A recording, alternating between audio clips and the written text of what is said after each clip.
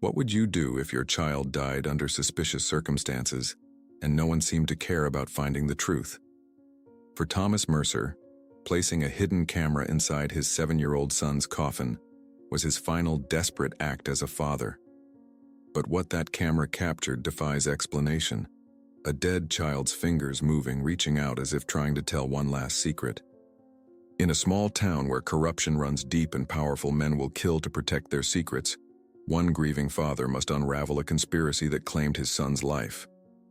As Thomas discovers evidence hidden in his son's casket, witnesses who won't speak, and his ex-wife's terrifying connection to it all, he'll risk everything to expose the truth, even if it costs him his own life. This heart-wrenching story of a father's love transcending death will leave you questioning what you'd sacrifice for justice.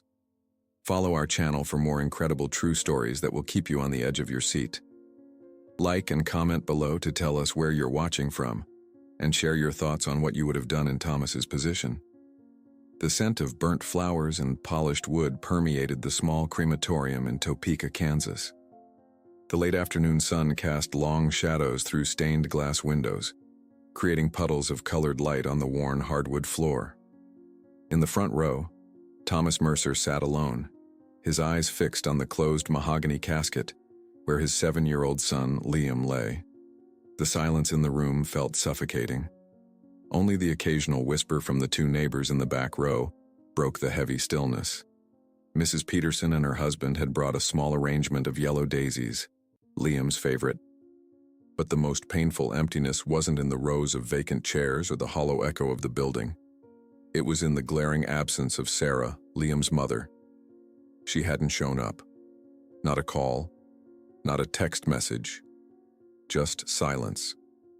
Thomas clutched Liam's small teddy bear, Mr. Buttons, against his chest.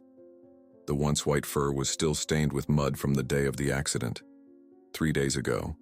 Just 3 days since he'd heard his son's laughter for the last time. The stuffed animal still smelled like Liam's favorite cereal and that watermelon shampoo he insisted on using because it makes my head smell like summer, Dad. The scene of the accident kept replaying in Thomas's mind like a broken film reel. The screeching tires, the sickening thud, the small body thrown across the asphalt like a discarded rag doll, the black sedan speeding away, never stopping, never looking back. Something wasn't right. Thomas could feel it in his bones, in the hollow pit of his stomach. The driver had disappeared without a trace. No witnesses had come forward. And Sarah was hiding something. Thomas could tell from the way she'd avoided his eyes at the hospital, the way her story kept changing about where she'd been when Liam was hit. Mr. Mercer? The funeral director's soft voice pulled Thomas from his thoughts. We'll need to proceed with the final viewing before the cremation. Would you like a few minutes alone? Thomas nodded, unable to trust his voice. As the director and the few attendees filed out, he found himself alone with the casket of his only child. With trembling hands, he approached the polished wood. His fingers traced the smooth surface, lingering over the small brass plaque that read simply, Liam Thomas Mercer, 2018 to 2025. 7 years, just 7 years on this earth. I'm sorry, buddy, he whispered, his voice breaking. I'm so sorry I couldn't protect you. Something nagged at Thomas's conscience, an unsettling feeling that had grown since he'd identified Liam's body at the hospital. Sarah's odd behavior, the police's surprising lack of interest in finding the hit-and-run driver, the strange phone call he'd received the night before with nothing but breathing on the other end. Before he could second-guess himself, Thomas reached into his jacket pocket and pulled out the small micro camera he'd purchased that morning at the electronics store. No bigger than a button, it could record for hours. The sales clerk had assumed he needed it for home security. If only they knew. With shaking fingers, Thomas carefully positioned the camera inside the casket, nestling it between white lilies and the collar of Liam's blue button-down shirt, his special occasions shirt that he'd only worn twice before. Once for his school picture, once for Sarah's sister's wedding. Thomas didn't know exactly why he was doing this. Perhaps it was the desperation of a father denying the finality of death. Perhaps it was the journalist in him, the career he'd abandoned years ago when Liam was born, sensing a story beneath the surface. Or perhaps it was simply the need to have one last connection, one final vigil with his son. But deep down, a certainty haunted him. If I don't do this, I'll regret it for the rest of my life. He adjusted the tiny lens, making sure it had a clear view. What did he expect to capture? He wasn't sure. Evidence of something sinister? Proof that his suspicions weren't just grief-induced paranoia? Or maybe just the peaceful face of his boy one last time, before flames reduced him to ashes? As Thomas closed the casket lid, the weight of what he was doing settled on his shoulders. He was violating sacred space, breaking laws probably. But something deeper than propriety drove him now. Something primal. The instinct of a father who had failed to save his son in life but might still protect him in death. The funeral director returned, clipboard in hand. "We'll need your final signature, Mr. Mercer." Thomas signed the cremation authorization, his signature a barely legible scrawl. His hand wouldn't stop shaking. "Where is she?" Thomas asked suddenly, his voice hoarse. His mother. Did she call? Did she explain? The director's expression softened with practiced sympathy. "I'm afraid not, sir. But grief affects people differently. Some cannot face—" "This isn't grief," Thomas interrupted, a sudden edge to his voice. "This is something else." As the director stepped away, Thomas took one last look at the casket. Inside was the body of his son. Inside was a camera that might reveal nothing but darkness. And inside Thomas's chest was a pain so profound, he wondered how his heart continued to beat. "I'll find out what happened to you," he whispered. "I promise." The crematorium staff entered, solemn and professional. It was time.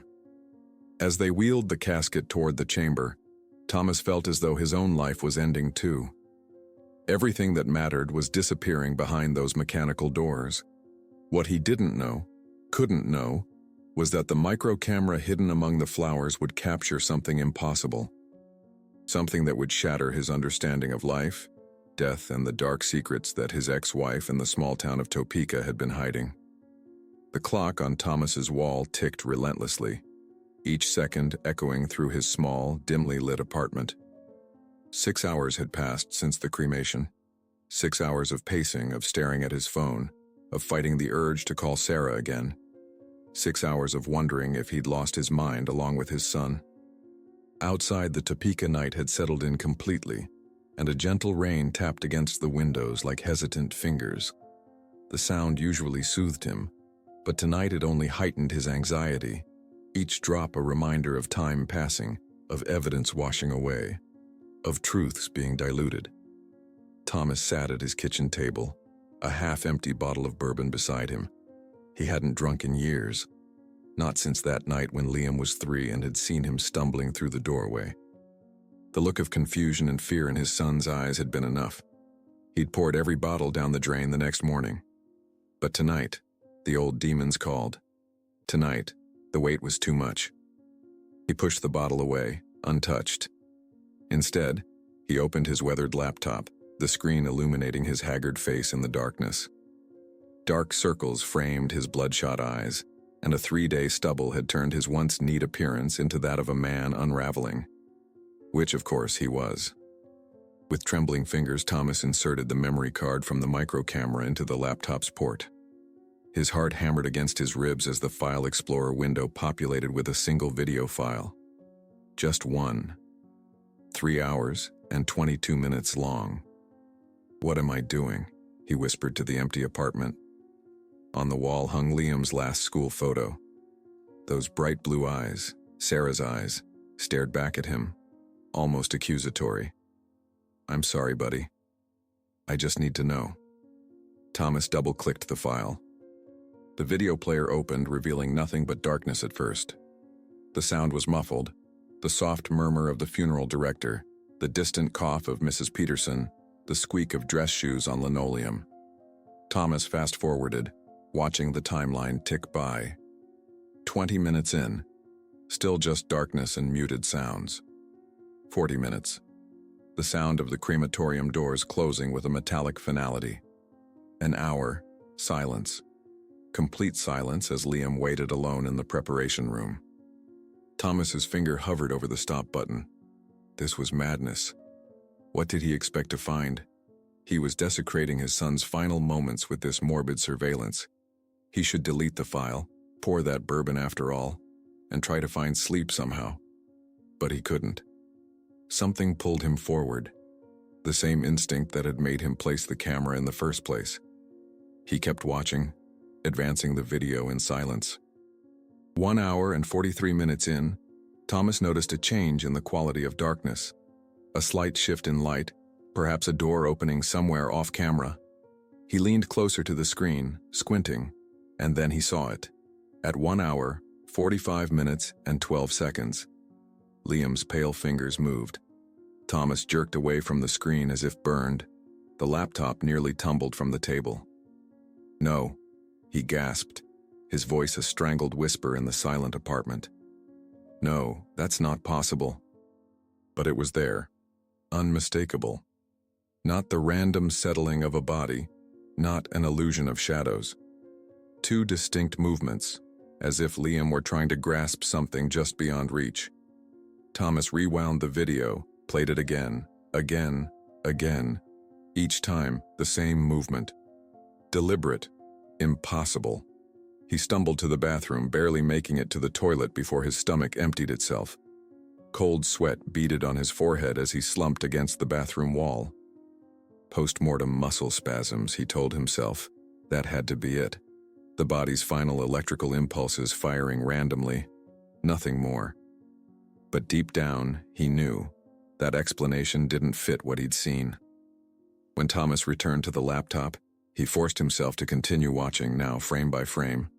And that's when he noticed something else, something he'd missed before. Beyond the moving fingers, there was a detail that stood out, something tucked into the inner pocket of Liam's jacket. A folded piece of paper, awkwardly positioned, just barely visible from the camera's angle. Thomas froze the frame, increased the contrast.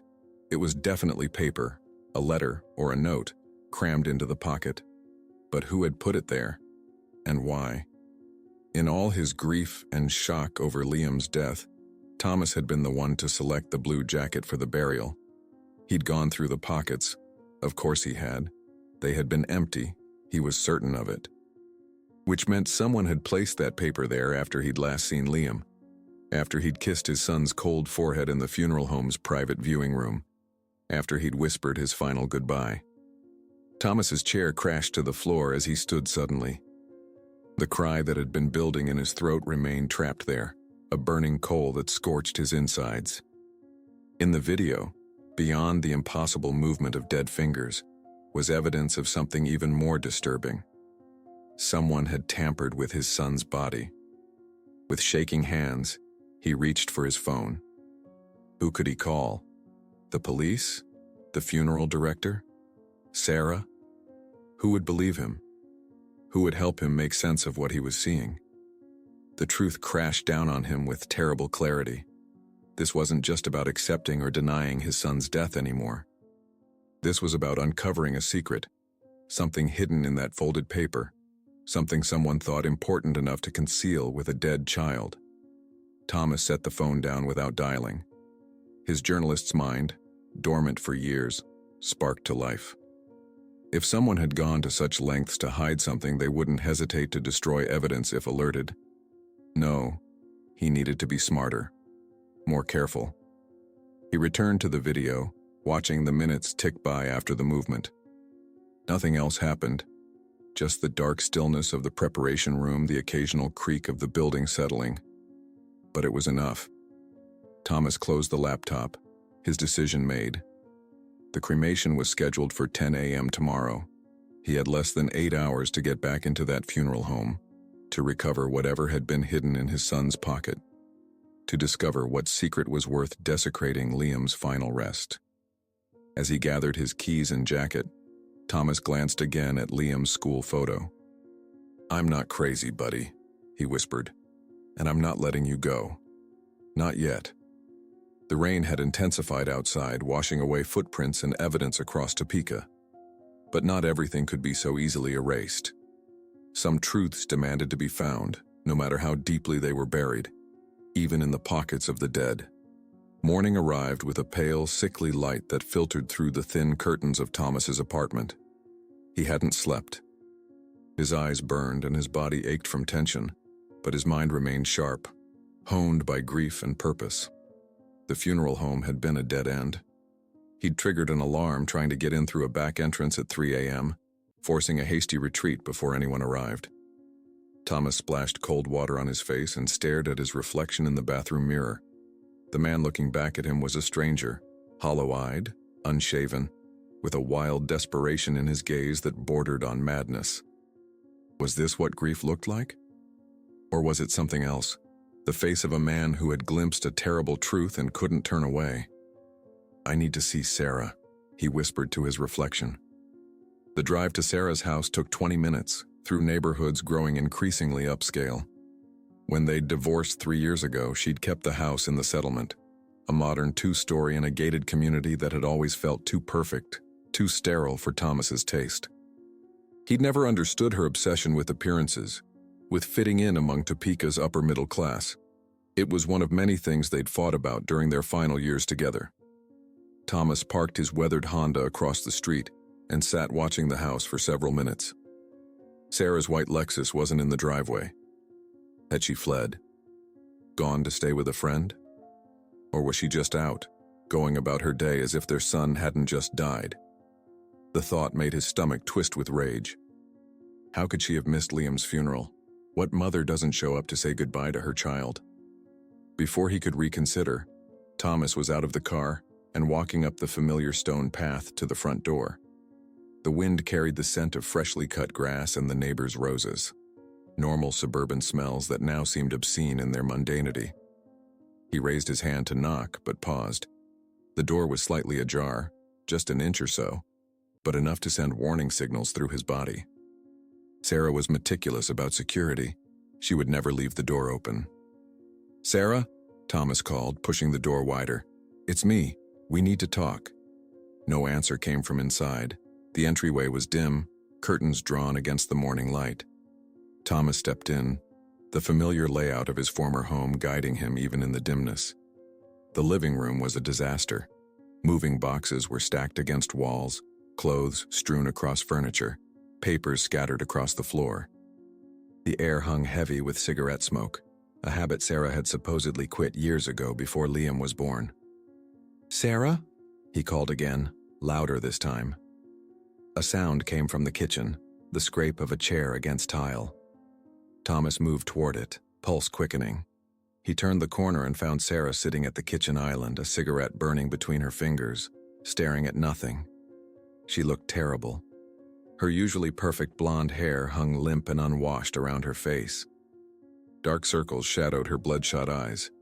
She wore what looked like the same clothes Thomas had last seen her in at the hospital, now rumpled and stained. She didn't look up when he entered, didn't acknowledge him at all. "You didn't come," Thomas said, his voice tight with anger. "Our son was cremated yesterday and you didn't show up." Sarah took a long drag from her cigarette, the tip glowing bright orange in the dim kitchen. The smoke curled upward in lazy spirals as she exhaled. "I couldn't," she finally said, her voice flat and distant. She still wouldn't meet his eyes. "Couldn't?" Thomas stepped closer, fighting to control his voice. "What does that mean, Sarah? What could possibly have kept you from being there?" Sarah flinched at his tone but remained silent, stubbing out her cigarette in an overflowing ashtray. The kitchen counter was littered with coffee cups, empty wine glasses, and prescription bottles, some tipped over, pills scattered across the granite surface. "Are you high right now?" Thomas asked incredulously. "Is that what this is? You were too strung out to attend your own son's funeral?" "Don't judge me," Sarah hissed, finally looking up at him. Her eyes were vacant, unfocused. "You have no idea what I'm going through." "What you're going through?" Thomas's control snapped. He swept his arm across the counter, sending pills, cups, and the ashtray crashing to the floor. "Our son is dead, And you couldn't be bothered to show up and say goodbye. Sarah didn't react to his outburst, didn't even flinch at the sound of breaking glass. She just stared at him with those empty eyes as if looking through him to something far beyond. "Why did you put something in Liam's pocket?" Thomas asked suddenly, his voice dropping to a dangerous whisper. "After the viewing. Someone put something in his jacket pocket. Was it you?" A flicker of something, fear, recognition, passed across Sarah's face before her expression went blank again. "I don't know what you're talking about." "Don't lie to me," Thomas said, leaning across the island until his face was inches from hers. "I saw it. There was a paper, a note or a letter, in his inside pocket. Someone put it there after I left the viewing." Sarah's hands began to tremble. She reached for her pack of cigarettes, but Thomas snatched it away. "What was in that note, Sarah?" "You're not making sense," she said, standing abruptly. "You need to leave." As she turned away, Thomas noticed a crumpled piece of paper on the edge of the counter. Hospital letterhead was visible at the top. St. Francis Medical Center, where Liam had been taken after the accident, where he had died. Thomas snatched it up before Sarah could stop him. It was a medical form of some kind, with Liam's name at the top. But the date stamped in the corner didn't match what Thomas remembered. This form was dated 3 days before the accident, before Liam was even admitted. "What is this?" he demanded, holding up the paper. "Why does this say Liam was at St. Francis last week?" Sarah lunged for the paper, her lethargy suddenly gone. "Give me that. It's nothing, a mistake." Thomas held it out of her reach, scanning the form quickly. Words jumped out at him. Preliminary tests. Abnormal results.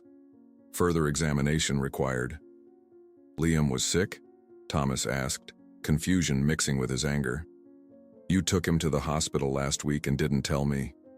Sarah's face crumpled, tears finally breaking through her vacant mask. "Please," she whispered. "Please just go. You don't understand what's happening." "Then explain it to me," Thomas shouted, waving the hospital form. "Our son is dead, Sarah. Hit by a car that no one can find with a driver no one saw. You don't show up to his funeral. I find something hidden in his pocket. And now this? What aren't you telling me?"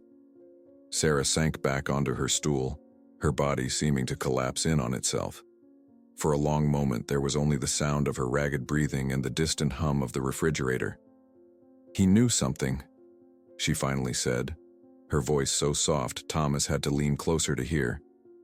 "Liam. He heard something he shouldn't have. Saw something." Thomas's heart hammered against his ribs. "Saw what? What are you talking about?" Before Sarah could answer, the sound of a car pulling into the driveway cut through the tension. Sarah's head snapped up, naked panic crossing her face. "You need to go," she said urgently, pushing Thomas toward the back door. "Now, he can't find you here." "Who?" Thomas demanded, refusing to move. "Who are you afraid of?" The front door opened and closed with a decisive click. Sarah's face went ash gray. "Too late," she whispered, backing away from Thomas as footsteps approached the kitchen. "Please, just don't say anything about the note, please." Thomas turned toward the kitchen doorway, every muscle in his body tensing for confrontation. Who was Sarah so afraid of? And what did they have to do with Liam's death? The footsteps stopped. Thomas held his breath, the hospital form clutched in his hand like a weapon. In that moment, he knew with absolute certainty that whoever walked through that doorway held the key to understanding why his son had died and why his dead fingers had moved in that darkened casket. The kitchen doorway remained empty for what felt like an eternity. Thomas could hear breathing, someone standing just out of sight, perhaps sensing the tension radiating from the room. Sarah's eyes were fixed on the doorway, her face a mask of barely contained terror. Thomas shifted his weight, ready for confrontation. Then a small gray-haired woman in scrubs appeared, carrying a canvas tote bag. "Ms. Mercer? I'm sorry I'm late. Traffic was terrible on..." The home health nurse stopped abruptly, noticing Thomas. "Oh, I didn't realize you had company." The tension in Sarah's body didn't dissipate. If anything, she seemed even more anxious, her eyes darting between the nurse and Thomas. "It's fine, Helen," Sarah said, her voice unnaturally high. This is Liam's father. He was just leaving." Thomas stared at the nurse, then back at Sarah. This wasn't what he'd expected. Who was Sarah afraid of, if not this harmless-looking woman? "Actually," Thomas said slowly, "I think I'll stay a bit longer. Sarah and I have things to discuss about our son." The nurse's expression softened with sympathy. "Of course, such a terrible tragedy. I'll just put these medications away and leave you two to talk." She bustled past them toward the master bedroom, tactfully removing herself from the uncomfortable scene. As soon as she was out of earshot, Thomas rounded on Sarah. "Medications? What's going on? Are you sick?" Sarah's laugh was bitter, bordering on hysterical. "Am I sick? That's what you're worried about right now?" "I'm trying to understand what's happening," Thomas hissed, keeping his voice low. "Who were you expecting just now? Who are you afraid of?" Sarah shook her head, lighting another cigarette with trembling hands. "It doesn't matter. You should go. Please, Thomas, for once in your life, just do what I ask without questioning everything." Thomas held up the hospital form. "Not until you explain this. Why was Liam in the hospital before the accident? What aren't you telling me?" The front door opened again. This time, Sarah froze completely, the cigarette burning forgotten between her fingers. "Too late," she whispered, so quietly Thomas barely caught it. Heavy footsteps moved through the house, deliberate and unhurried. Thomas instinctively stepped in front of Sarah, facing the doorway. A tall man in an expensive suit appeared, his silver hair neatly combed, his posture radiating authority. Thomas recognized him immediately. District Attorney Richard Calloway, one of the most powerful men in Shawnee County. "Sarah," Calloway said, his voice smooth as polished granite. His gaze slid to Thomas, and his smile didn't waver, though it never reached his eyes. "And Thomas Mercer, I'm so sorry for your loss." "What are you doing here, Calloway?" Thomas asked, making no effort to hide his hostility. "Richard has been very supportive," Sarah interjected quickly, moving out from behind Thomas, "with the funeral arrangements and everything." Thomas stared at her. "Supportive? He wasn't even at the funeral. You weren't at the funeral." Calloway stepped fully into the kitchen, his presence somehow making the spacious room feel cramped. "I had a scheduling conflict, but I've been helping Sarah through this difficult time in other ways." His hand came to rest possessively on Sarah's shoulder. She flinched almost imperceptibly but didn't pull away. The pieces clicked into place with sickening clarity. The expensive clothes Sarah couldn't afford on her receptionist's salary. The rumors Thomas had dismissed during their marriage about her networking with influential men. The way she'd changed after getting the job at the DA's office. "How long?" Thomas asked, his voice hollow. "That's hardly relevant," Calloway said dismissively. "I came to check on Sarah's well-being, not to discuss personal matters with her ex-husband." Thomas turned to Sarah. "Is he why you missed our son's funeral? Were you with him while they put Liam in the ground?" "It wasn't like that," Sarah whispered, tears streaming down her face. "Please, Thomas, just go." Calloway's hand tightened on Sarah's shoulder. "I think that's good advice, Mercer. You've upset her enough for one day." "I'm not going anywhere," Thomas said, taking a step closer to Calloway. "Not until I get answers about my son's death." Something dangerous flickered in Calloway's eyes, a brief glimpse of something cold and calculating beneath the polished exterior. "Your son died in a tragic accident. The police investigation confirmed it. What other answers could there possibly be?" "How about why there was something hidden in his casket?" Thomas challenged. "Or why he was at the hospital days before the accident? Or why the hit-and-run driver was never found, despite it happening on a busy street in broad daylight?" Sarah made a small, strangled sound. Calloway's expression didn't change, but his eyes hardened. "Grief can make people irrational," he said softly. see conspiracies where there are none. I understand, Thomas. When my wife died, I also looked for meaning in the senselessness. This isn't grief playing tricks on me, Thomas insisted. Something isn't right, and I think both of you know what it is. I think you should leave now, Calloway said, his tone making it clear it wasn't a suggestion. Thomas looked at Sarah, silently pleading with her to say something, to explain. She wouldn't meet his eyes. This isn't over, Thomas said quietly. He folded the hospital form and slipped it into his pocket, then walked out of the kitchen, past the startled nurse, and out the front door without looking back. In his car, Thomas sat with his hands gripping the steering wheel so tightly his knuckles turned white. His mind was racing, connecting dots that had seemed unrelated before. Sarah's affair with the district attorney, Liam's secret hospital visit, the hit and run that no one seemed interested in solving, the mysterious object in Liam's pocket. What had Liam seen or heard, and how far would people like Richard Calloway go to keep it quiet? Thomas reached for his phone and pulled up the video from the casket camera. With shaking fingers, he increased the contrast and zoomed in as much as the resolution would allow. The paper in Liam's pocket was definitely there, slightly protruding from the inner jacket pocket. He needed to see that note, needed to know what was so important that someone would hide it with his dead son. Thomas started the car and drove straight to the crematorium. He had less than an hour before Liam's scheduled cremation. One last chance to discover the truth. The peaceful Rest crematorium was quiet when Thomas arrived. The morning sun cast long shadows across the parking lot as he strode purposefully toward the entrance, rehearsing what he would say.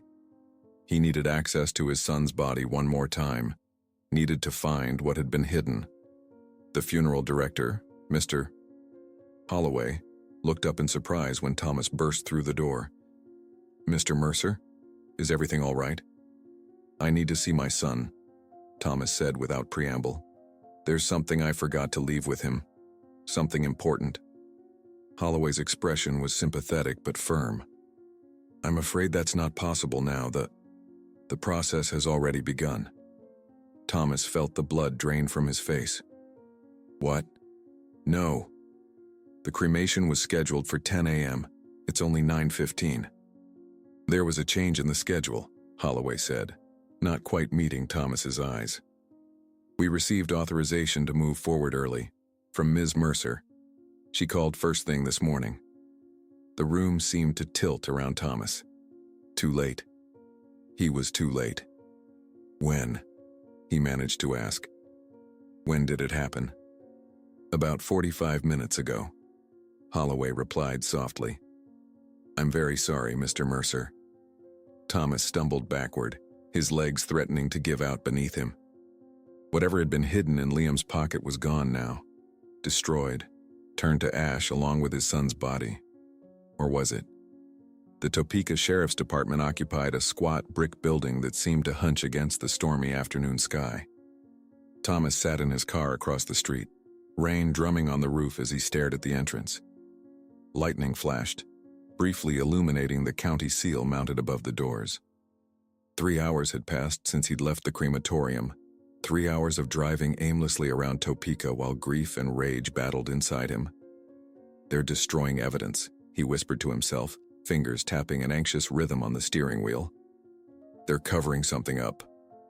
With sudden resolve, Thomas grabbed his phone, pulled up the video from the casket, and stepped out into the downpour.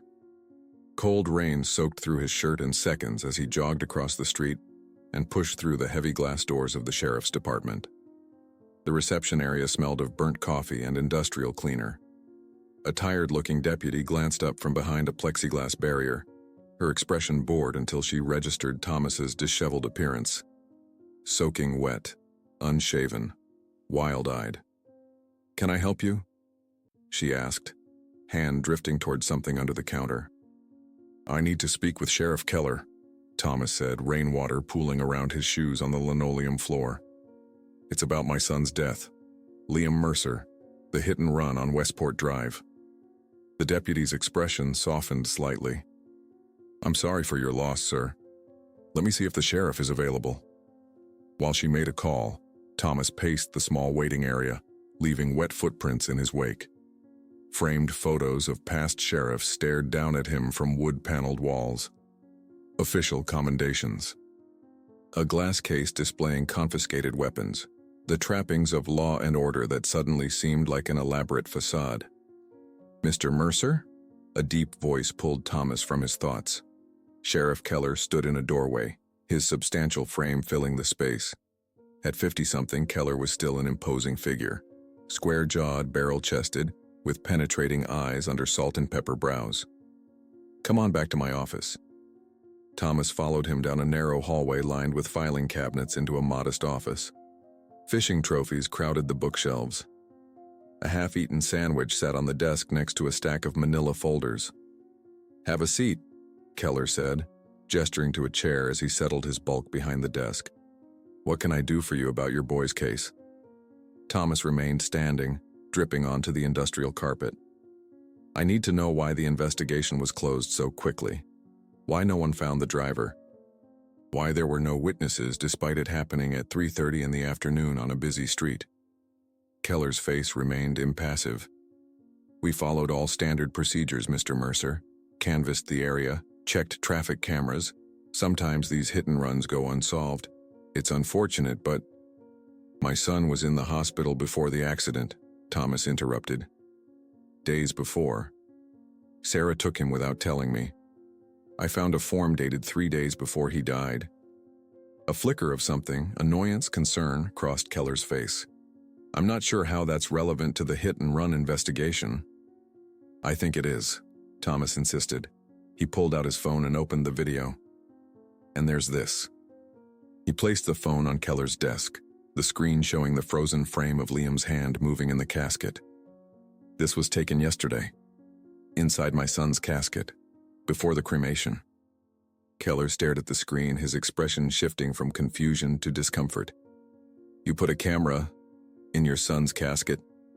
"Just watch," Thomas said, pressing play. Keller watched the brief movement of Liam's fingers with narrowed eyes. When it finished, he looked up at Thomas, his gaze measured. "Post-mortem muscle spasms, it happens sometimes." "And this?" Thomas advanced the video to show the paper tucked in Liam's jacket pocket. "Something was put in his pocket after the viewing. After I said goodbye to him. Someone put a note or letter there." "Mr. Mercer," Keller said slowly, pushing the phone back across the desk. "I understand you're grieving, looking for answers. But this—" he gestured at the phone. "This isn't evidence of anything except a natural bodily process and possibly funeral home staff adjusting the body's presentation." "It wasn't there when I left him," Thomas insisted, his voice rising. "Someone put it there afterward. And now I can't recover it because they rushed the cremation. Sarah called this morning and moved it up." Keller sighed heavily, leaning back in his chair. "Thomas, can I call you Thomas? Grief does strange things to people. Makes them see patterns that aren't there. Conspiracies where there's just terrible coincidence." "Don't patronize me," Thomas snapped. "My son is dead. Someone hit him and left him to die on the street. Then someone hid something with his body. And his mother, who's having an affair with the district attorney, by the way, couldn't even bother to show up at his funeral. Tell me that all sounds normal to you." Keller's expression hardened. "Sarah Mercer's personal life is none of my business. Or yours, frankly, since you're divorced." "What about Liam's hospital visit before the accident? Why would she hide that from me?" "Kids get sick, Thomas. Parents make decisions. After a divorce, communication isn't always perfect. This isn't about co-parenting issues." Thomas slammed his palms on the desk, water droplets spraying from his soaked sleeves. "My son is dead, and no one seems to care why or how it happened." Keller stood abruptly, his chair rolling backward and hitting the wall. "I think we're done here. I'm sorry about your boy, truly I am. But coming in here with cell phone videos of corpses and wild accusations isn't helping anyone, least of all you." "You're part of it, aren't you?" Thomas said quietly, a terrible certainty settling in his gut. "Whatever they're covering up, you're helping them." Keller's face flushed dark red. "I'm going to pretend I didn't hear that, out of respect for your situation." But I suggest you go home, get some rest, and maybe talk to a grief counselor. He moved toward the door, holding it open. Deputy Alvarez can give you some referrals on your way out. Thomas didn't move. The video is evidence. I want it entered into the official investigation. There is no official investigation anymore, Mr. Mercer. The case was ruled an accident. Tragic, but an accident. I want it reopened. Keller's professional mask slipped for just a moment, revealing irritation and something else. Was it fear? That's not going to happen. Now please, go home before you say something you'll regret. Thomas snatched his phone from the desk and stalked past Keller. In the doorway, he turned back. My son wrote something in a letter once from school. If you see something wrong and don't try to fix it, you're just as bad as the person doing the wrong thing. He was 7 years old, Sheriff. 7. And he had more integrity than anyone in this building. Keller's expression was unreadable. I'm sorry for your loss, Mr. Mercer. Outside, the rain had intensified, falling in sheets that reduced visibility to a few feet. Thomas stumbled to his car, soaked to the bone and shivering, though whether from cold or rage he couldn't tell. He sat behind the wheel, water streaming from his hair down his face, mixing with tears he hadn't realized he was shedding. The sheriff wouldn't help him, probably couldn't if he was in Calloway's pocket, which meant Thomas was on his own. As he started the car, movement across the street caught his eye. An older man in a raincoat stood under the awning of a diner, watching him intently. When their eyes met, the man gave a slight, deliberate nod, then turned and walked away. Thomas frowned, trying to place the face. It seemed vaguely familiar. One of the neighbors, perhaps. Someone from Liam's school? The rain made it hard to be certain. He pulled away from the curb, the windshield wipers fighting a losing battle against the downpour. In his rearview mirror, he could see the sheriff standing in the doorway of the department, watching him drive away. Thomas's hands tightened on the steering wheel. They thought he would give up, go home, accept the tragic accident, and try to move on with his life. They had no idea who they were dealing with, no idea what a father would do for his child, even a dead one, especially a dead one who might still have something to say. Twilight descended over Topeka like a bruise spreading across the sky, purples and deep blues smearing into black. The rain had finally stopped, leaving the streets slick and reflective, mirroring the neon signs and streetlights in shimmering puddles. Thomas sat in his car outside Westridge Apartments, where he and Sarah had lived when they were first married, where Liam had taken his first steps. The building looked smaller than he remembered, its once charming brick facade now dingy and crumbling in places. But apartment 3B still had the same faded yellow curtains. Mrs. Reynolds, their former neighbor who had babysat Liam countless times, was still there, and Thomas needed someone to talk to who knew his family before everything fell apart. The stairwell smelled of cabbage and cigarette smoke. Thomas climbed to the 3rd floor, his footsteps echoing in the narrow space. He hesitated before knocking, suddenly unsure. What if Mrs. Reynolds turned him away? What if she too believed he was just a grieving father imagining conspiracies? But when the door opened, the elderly woman's face crinkled with immediate recognition and sympathy. Thomas? Oh, my dear boy. I heard about Liam on the news. I'm so sorry. Without hesitation, she pulled him into a hug, her small frame surprisingly strong. She smelled of lavender and peppermint, exactly as Thomas remembered. Come in, she insisted, ushering him into her cluttered apartment. You look terrible. When was the last time you ate? Slept? Thomas couldn't remember. Time had become fluid, measured only in revelations and setbacks since Liam died. I'm fine, Mrs. Reynolds. I just needed to talk to someone who knew Liam, who knew us when we were still a family. She guided him to her worn floral couch, disappearing briefly into the kitchen and returning with a mug of tea and a plate of cookies. Drink, she commanded. Then we'll talk. Thomas sipped the tea, chamomile with honey, too sweet, and felt some of the tension leave his body. The apartment was a time capsule. The same faded photographs on the walls, the collection of porcelain birds on the shelf, the ancient television with its rabbit ear antenna, a place untouched by the chaos of his life. "Now," Mrs. Reynolds said, settling into her recliner across from him, "tell me what's really going on. Because I know that look, Thomas. That's not just grief. That's a man on a mission." The words spilled out of him. Everything from the camera in the casket to the hospital form, from Sarah's strange behavior to the district attorney's presence at her house. Mrs. Reynolds listened without interrupting, her weathered face growing increasingly troubled. "And the police won't help?" she asked when he finally fell silent. Thomas shook his head. "Sheriff Keller practically threw me out of his office, called me delusional, basically." Mrs. Reynolds' lips pressed into a thin line. "Doesn't surprise me. That man's been in Richard Calloway's pocket for years." Thomas leaned forward. "You know Calloway?" "Everyone in Topeka knows Calloway," she sniffed. "Or knows of him. Man's been district attorney for 15 years. Runs this town like his personal kingdom." "And his connection to Sarah?" Mrs. Reynolds hesitated, studying Thomas's face. "You really didn't know?" "It was going on before you two split up. Sarah was his secretary at first, then got promoted to special assistant." She made air quotes with gnarled fingers. "People talked. Said she was climbing the ladder on her back, if you'll pardon my French." Thomas felt sick. Had he been that blind? That oblivious to what was happening in his own marriage? "But that's not the worst of it," Mrs. Reynolds continued, lowering her voice as if afraid of being overheard.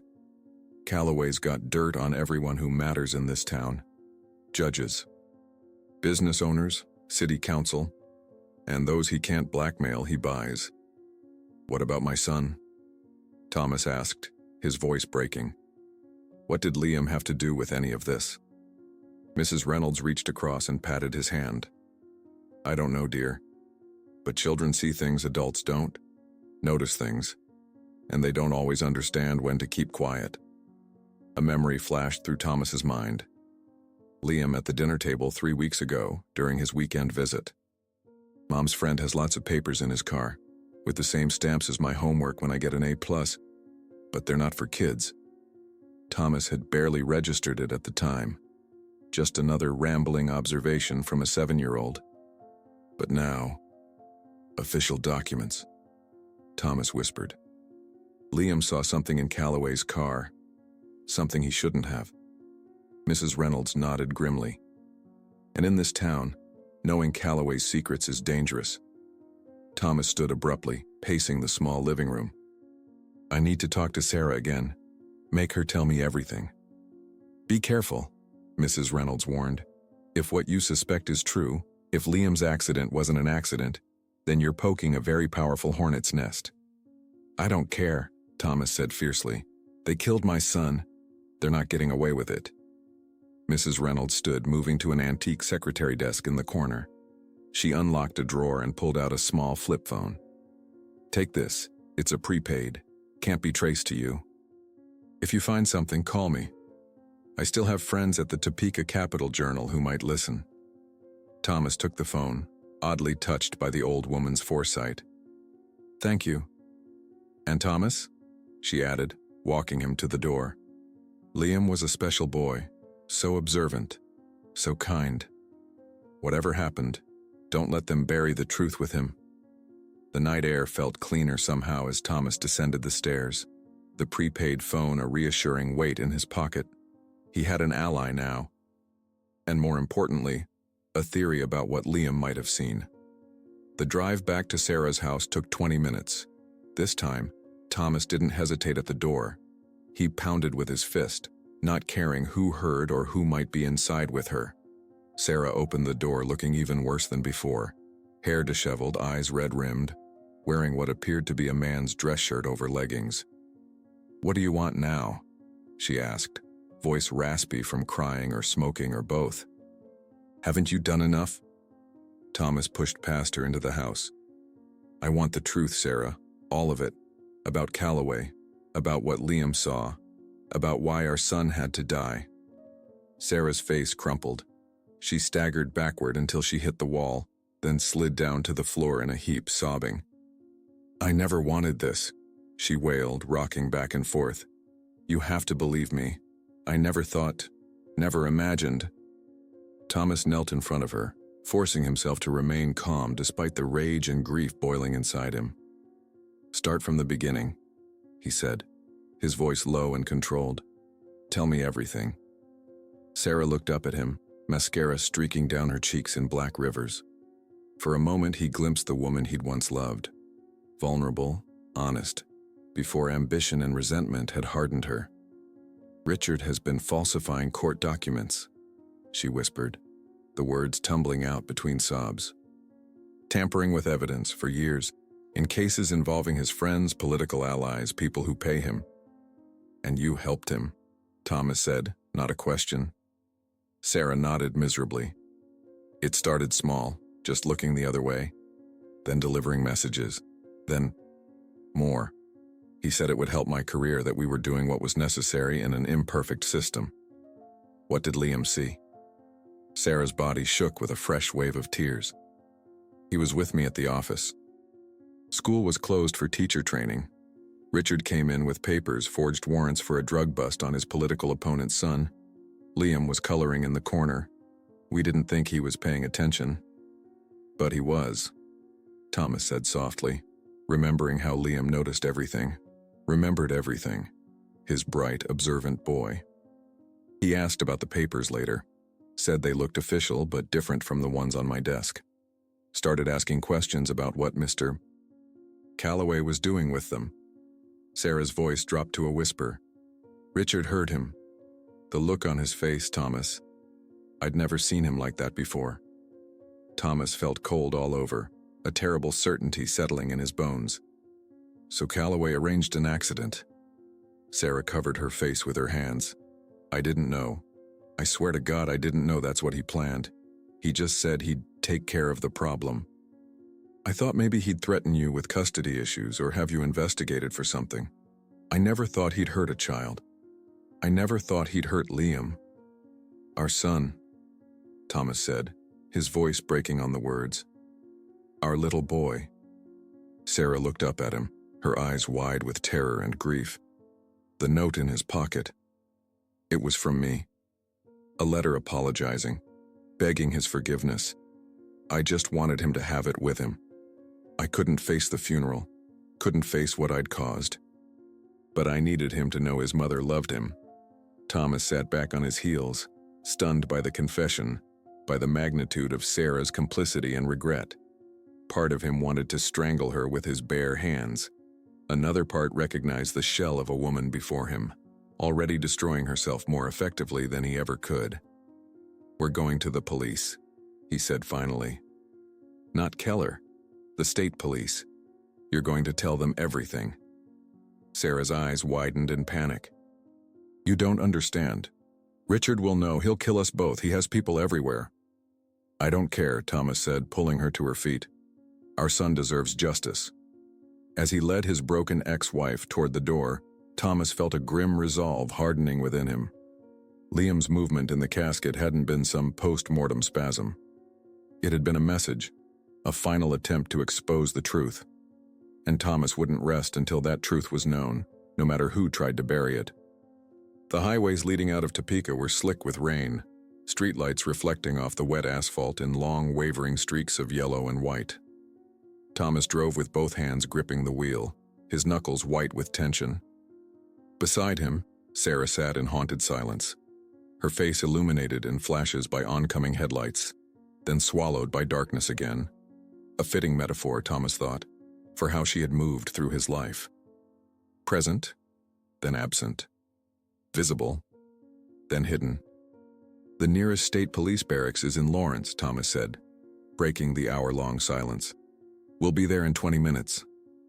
Sarah didn't respond. She hadn't spoken since her confession, since Thomas had practically dragged her to the car. She simply stared out the passenger window, occasionally wiping tears from her cheeks with trembling fingers. Thomas glanced at his phone, mounted on the dashboard. The video from the casket was still open, paused on the frame showing Liam's fingers moving. Those small, pale fingers that used to reach for his hand at crosswalks, that had learned to tie shoelaces just last year, that had carefully drawn countless pictures now hanging on Thomas's refrigerator. Gone. All gone. Rage surged through him again, momentarily overwhelming his grief. "How could you let this happen?" he demanded, the question erupting before he could stop it. "How could you choose that man over your own son?" Sarah flinched as if struck. "I told you," she whispered, her voice raw. "I didn't know what he was planning. I never thought he would hurt Liam. But you knew he was dangerous, corrupt, capable of anything to protect himself." "I was trapped," Sarah said, wrapping her arms around herself. "Once I got involved, there was no way out." He made that very clear. Thomas shook his head in disgust. "There's always a choice, Sarah." As they crested a hill, emergency lights became visible ahead. Police cars and an ambulance, blue and red lights pulsing against the night sky.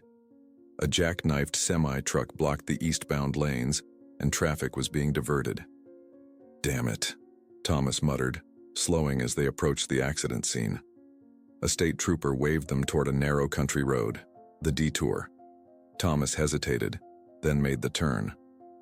The road was unfamiliar, winding through dense woods with no streetlights to guide them. "I don't like this," Sarah said, suddenly alert. "How far does this detour go?" "Relax," Thomas said, though tension knotted his stomach. "It's just an accident." But as the road curved deeper into the darkness, putting more distance between them and the highway, doubt crept in. What if this wasn't coincidence? What if Calloway had somehow tracked them? The man had connections everywhere, according to Mrs. Reynolds. Thomas reached for his phone, planning to check the GPS when headlights appeared in his rearview mirror, bright and approaching fast. "Someone's coming up behind us," he said, squinting against the glare. "Driving way too fast for this road." Sarah twisted in her seat to look, her face draining of color. "It's him," she whispered. "It's Richard's car. I recognize the headlights." "Thomas, he found us." Before Thomas could respond, the vehicle behind them accelerated, slamming into their rear bumper with enough force to send their car fishtailing on the wet road. Thomas fought the wheel, trying to regain control as they skidded toward the ditch. "Hold on," he shouted as they careened off the pavement. The car bounced violently through the ditch, then up a small embankment before the front wheels caught on something solid. The impact threw them forward against their seatbelts, then back as the car settled at an awkward angle, half on and half off the road. For a moment, there was only the sound of their ragged breathing and the tick-tick-tick of the cooling engine. Then Sarah screamed, pointing through the windshield. The vehicle that had hit them, a black SUV with tinted windows, had stopped and was now backing up, preparing to ram them again. "Get out!" Thomas yelled, fumbling with his seatbelt. "Run for the woods." They scrambled from the disabled car just as the SUV accelerated again, metal shrieking against metal as it plowed into the driver's side. Thomas grabbed Sarah's arm and pulled her toward the tree line, away from the road, away from the man who had already taken everything from him. The forest swallowed them, the sudden darkness disorienting after the bright headlights. They stumbled over roots and underbrush, branches whipping at their faces as they ran blindly through the trees. Behind them, a car door slammed. A flashlight beam cut through the darkness, sweeping across the forest floor. "I know you're out there, Sarah." Calloway's voice was unnervingly calm. "This doesn't have to get any messier than it already is. Come back, and we'll talk." Thomas pulled Sarah down behind a fallen tree, both of them breathing hard, trying to be silent. The flashlight beam passed over their hiding place, then moved on. "Is there anyone else out here?" Calloway called, his voice closer now. "Anyone who might wonder what happened to the grieving parents of that poor boy?" "No? Just us then?" Sarah's hand found Thomas's in the darkness, squeezing with desperate strength. In that moment, huddled in the damp leaves with a murderer hunting them, Thomas felt a flash of the connection that had once bound them together, two people against the world, before ambition and resentment had torn them apart. "What do we do?" Sarah whispered, her breath warm against his ear. Thomas's mind raced. The car was useless. They were miles from the highway. His phone had been mounted on the dashboard, probably destroyed in the crash. Their only hope was to lose Calloway in the woods, then find their way to a house, a gas station, anywhere with a phone. "We need to split up," Thomas whispered back. "He's after you, primarily. If we go in different directions, you'll have a better chance." "No," Sarah hissed, clutching his arm. "I can't face him alone, I can't." "You won't have to. I'll lead him away. You head east, toward the highway." Thomas pressed the prepaid phone Mrs. Reynolds had given him into Sarah's hand. "Call 911 when you're far enough away. Tell them everything." "Thomas, please. Do this for Liam," he said, his voice breaking on their son's name. "Someone has to make it out of here to tell the truth." Before she could protest further, Thomas squeezed her hand one last time, then crawled away through the underbrush. When he was about 20 yards away, he stood and deliberately snapped a branch underfoot. The flashlight beam immediately swung in his direction. "Sarah," Calloway called. "Is that you being stupid again?" Thomas took a deep breath, then crashed noisily through the woods in the opposite direction from Sarah. He could hear Calloway following, twigs breaking under his expensive shoes, cursing as branches caught on his suit. Running through the pitch-black forest was like navigating a nightmare. Thomas tripped over unseen obstacles, slammed into trees, stumbled through thorny undergrowth that tore at his clothes and skin. But he kept moving, kept drawing Calloway away from Sarah, away from their chance at justice.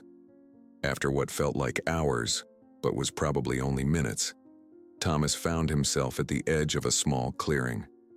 Moonlight filtered through the clouds, providing just enough illumination to see a structure in the center. An old hunting cabin, its windows dark, its wooden walls weathered by years of neglect. Thomas hesitated. The clearing offered no cover, but the cabin might provide a weapon, a phone, or at least a place to make a stand. Behind him, Calloway's flashlight beam bounced through the trees, growing closer. With no other option, Thomas sprinted across the clearing to the cabin. The door hung loosely on rusted hinges, opening with a groan that seemed deafening in the night. Inside was a single room, empty, save for a broken table and moldering sleeping bag. No phone, no weapons. Just four walls and a roof, and now nowhere left to run. Thomas slumped against the wall, exhaustion and despair washing over him. He'd failed. Failed Sarah, who was hopefully still running toward safety. Failed the justice system, which would never hear the truth about Calloway's corruption.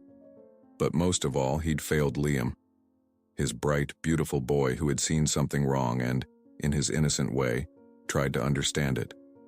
Who had paid the ultimate price for that curiosity. Thomas slid to the floor, tears finally breaking through his defenses.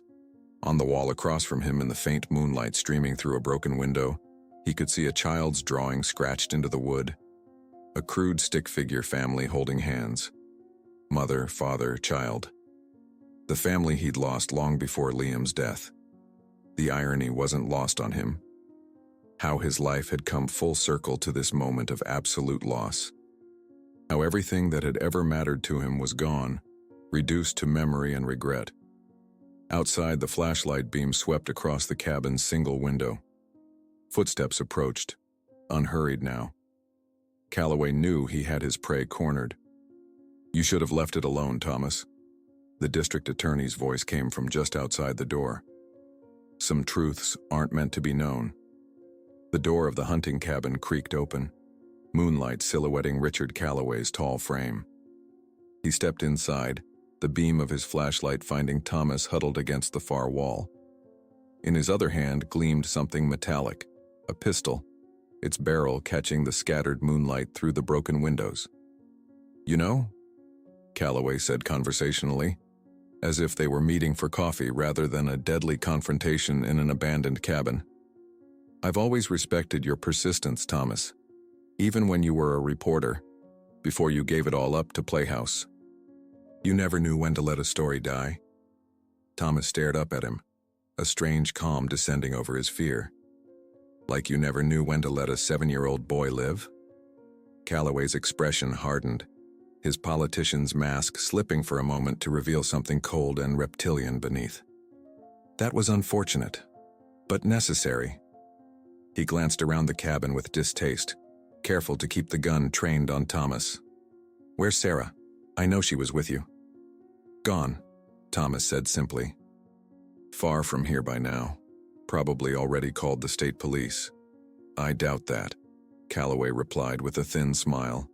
"Cell reception out here is notoriously unreliable, and Sarah lacks your moral fortitude. She's probably still hiding in the woods, shaking like a leaf." He moved further into the cabin, keeping his distance from Thomas. The flashlight beam played across the moldering walls, the broken furniture, before returning to Thomas's face, deliberately blinding him. "You don't have to do this," Thomas said, blinking against the harsh light. "There are other ways out. Plea deals, witness protection." Calloway laughed, a genuine sound of amusement that was somehow more terrifying than any threat. "You think this ends with me? That I'm some lone villain in your personal tragedy? I'm just one node in a network that runs this entire state. Judges, politicians, business leaders. We keep the wheels turning, Thomas. Keep the economy growing. Keep everyone in their proper place." "By killing children?" Thomas spat, rage momentarily overcoming his fear. "By removing obstacles," Calloway corrected coldly. "Your son was collateral damage in something much bigger than you can comprehend, just as you're about to be." He raised the gun, aiming it at Thomas's chest.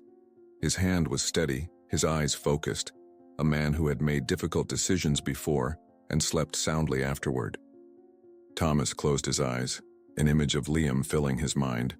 Not Liam in the casket, pale and still, but Liam alive, laughing, running through sprinklers on a summer day, sticky popsicle juice on his chin, his whole life ahead of him. A life stolen by the man now preparing to kill his father too. "I'm sorry, buddy," Thomas whispered to the memory of his son. "I tried." The gunshot was deafening in the confined space of the cabin, echoing off the walls like a physical force. Thomas flinched, waiting for pain, for darkness. But the pain didn't come. He opened his eyes to see Calloway staring down at his own chest in bewilderment, at the dark stain spreading across his expensive dress shirt. The district attorney turned slowly, the gun and flashlight dropping from his hands, clattering to the wooden floor. Sarah stood in the doorway, Mrs. Reynolds's prepaid phone in one hand, a small revolver in the other. Her face was streaked with dirt and tears, her designer clothes torn by her flight through the forest, but her hands were perfectly steady. "You killed my son," she said, her voice eerily calm. "My little boy." Calloway staggered, reaching out to brace himself against the wall. "Sarah, don't be stupid," he gasped, each word punctuated by a labored breath. "You're part of this, too." "Not anymore," she replied, and fired again. Calloway collapsed to the floor, blood pooling beneath him on the rough wooden planks. His eyes remained open, staring up at the cabin ceiling with an expression of mild surprise, as if death itself were an inconvenience he hadn't scheduled in his busy day. Thomas stared at Sarah, at the gun still clutched in her hand, unable to process what had just happened. How did you?" "It was in his glove compartment," Sarah said, looking down at the revolver as if seeing it for the first time. "I went back to the car after we split up. Thought there might be a first aid kit or something useful. Found this instead." She placed the gun carefully on the broken table. "I called 911. They're sending state troopers. Should be here soon." Thomas struggled to his feet, legs numb from sitting tensed against the wall. "Sarah, what you just did." "I know," she said, her voice cracking at last. "I'll go to prison. I don't care anymore. Nothing matters without Liam." She looked at Thomas, really looked at him for the first time in years. "Do you remember what he used to say about his nightmares? When he'd wake up scared?" Thomas nodded, his throat tight. "The bad things can only get you if no one stands up to them."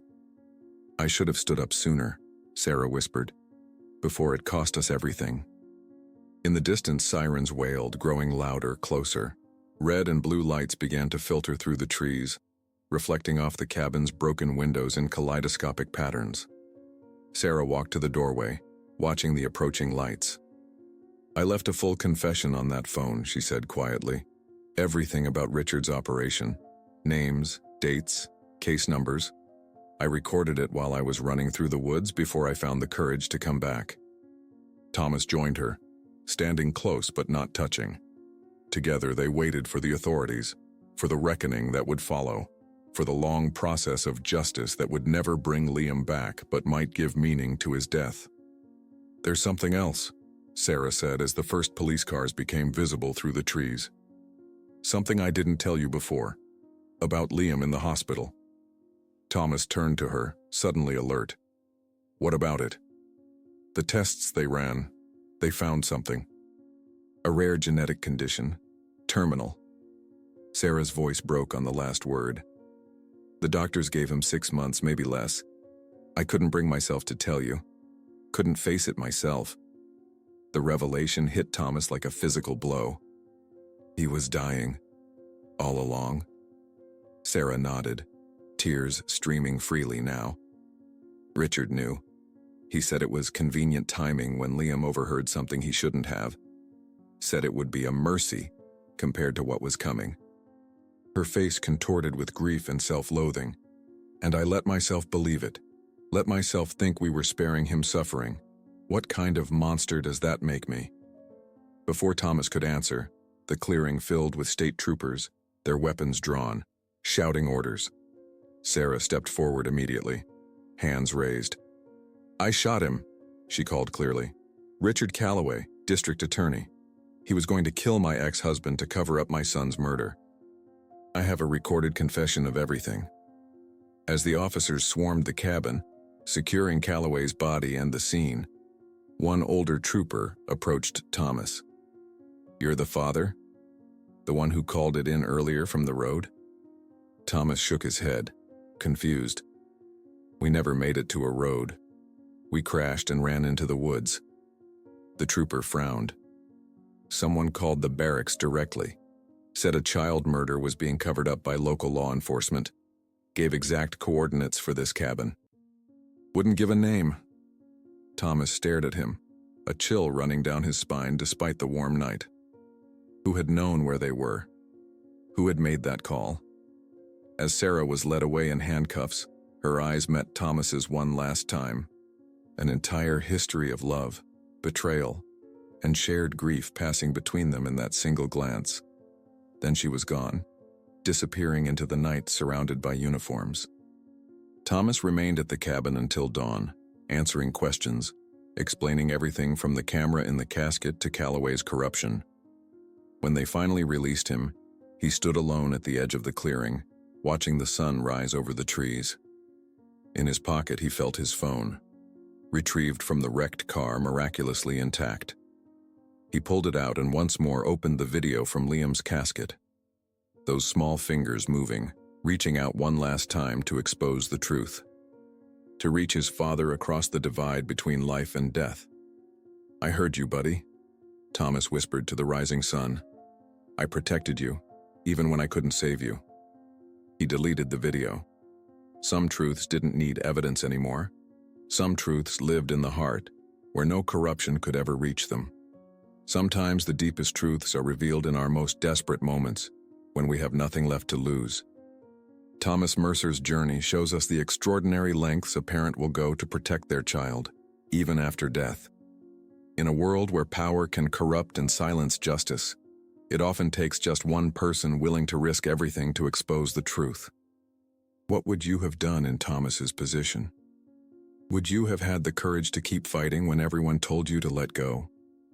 The movement of those small fingers in the casket wasn't just a post-mortem reflex. It was a reminder that death doesn't end our connection to those we love. The ones we lose remain with us, guiding our actions, giving us strength when we need it most. Liam's final gift to his father wasn't just evidence of a crime, but the resolve to stand against corruption no matter the cost. How far would you go to honor a promise to someone you've lost? This story reminds us that justice, like grief, doesn't follow a straight path. It twists and turns through darkness before finding the light. If this story touched your heart, Please share it with someone who needs to hear it. Follow our channel for more powerful tales that explore the depths of human experience, and leave a comment letting us know how this story affected you. Because in sharing these moments of courage and truth, we find our own strength to face the impossible.